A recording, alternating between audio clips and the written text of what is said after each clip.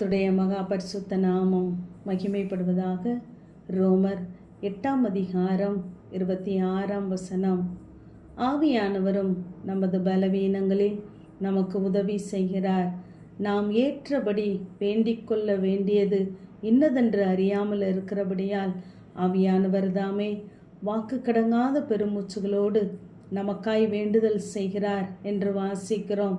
இதிலே நாம் தேவனுடைய அன்பை நாம் அறிந்து கொள்ளலாம்.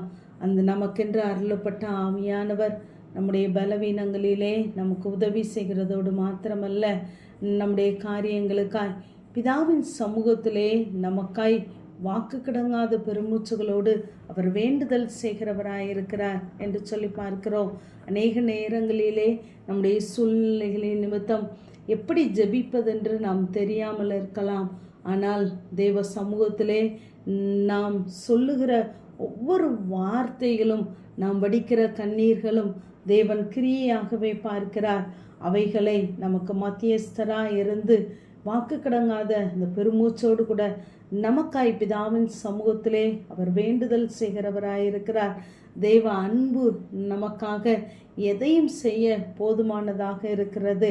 அவர் பிதாவாகிய தேவன் தம்முடைய குமாரனாகிய இயேசுவை தன்னுடைய சொந்த குமாரன் என்றும் பாராமல் நம் எல்லாருக்காகவும் அவரை ஒப்பு கொடுத்தார்.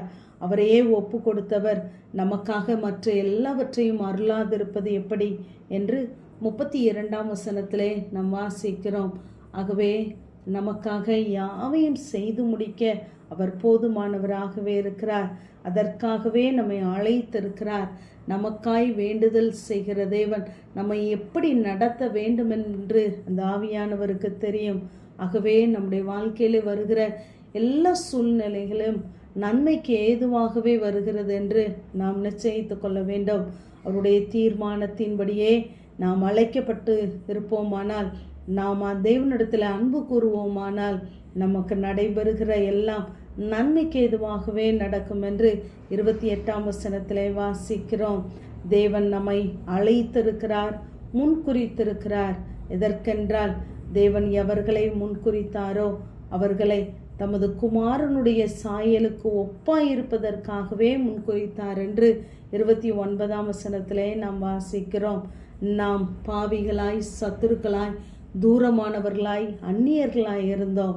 ஆனால் தேவன் நம்மை முன்குறித்து அழைத்து தன்னுடைய குமாரனை எப்படி பார்க்க விரும்பினாரோ அதே சாயலோடு கூட நம்மையும் பார்க்க அவர் விரும்புகிறார்.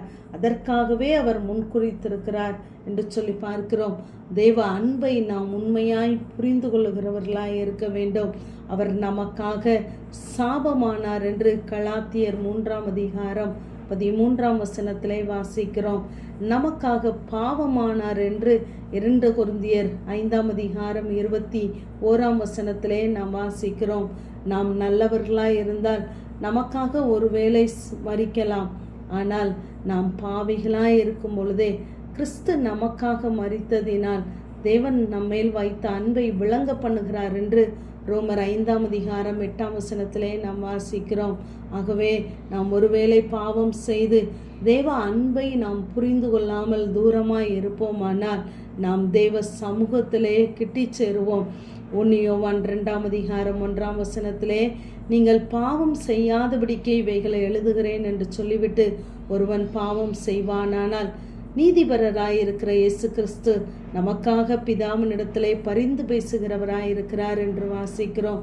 நாம் தேவ அன்பை புரிந்து கொண்டு மறுபடியுமாய் தேவ சமூகத்தை கிட்டி சேருவோமானால் நீதிபரராயிருக்கிற கிறிஸ்து நமக்காக பிதாவினிடத்திலே பரிந்து பேசுகிறவராயிருக்கிறார். ஆகவே நாம் இன்று பிழைத்திருக்கிறோம் என்றால் நமக்காக ஒருவர் மரித்திருக்கிறார் என்பதை நாம் மறந்து போக வேண்டாம். ஆகவே நம்முடைய பலவீனங்களிலே நமக்கு உதவி செய்கிறவர், நமக்காக எல்லாவற்றையும் செய்ய நமக்காய் பிதாவின் சமூகத்திலே பரிந்து பேசவும் அவர் உண்மையுள்ளவராயிருக்கிறார். ஆமேன். ஜெபம். பிதாவாகிய தேவனே, குமாரனாகிய இயேசு கிறிஸ்துவின் நாமத்தின் மூலமாய் உடைய சன்னிதானத்திலே வருகிறேன். கர்த்தர் நமக்காக ஒரு காரியம் செய்வார் என்ற வேத வார்த்தையின்படி கர்த்தாவே, எனக்காகவே மரித்து உயிர்த்தெழுந்து கூட இருந்து நடத்துகிற தேவன் இனிமேலும் எங்களை கரம் பிடித்து நடத்துவீராக. எங்களுக்காக யாவையும் செய்து முடிப்பீராக. இயேசுவின் மூலம் ஜெபங்கேலும் எங்கள் நல்ல பிதாவே.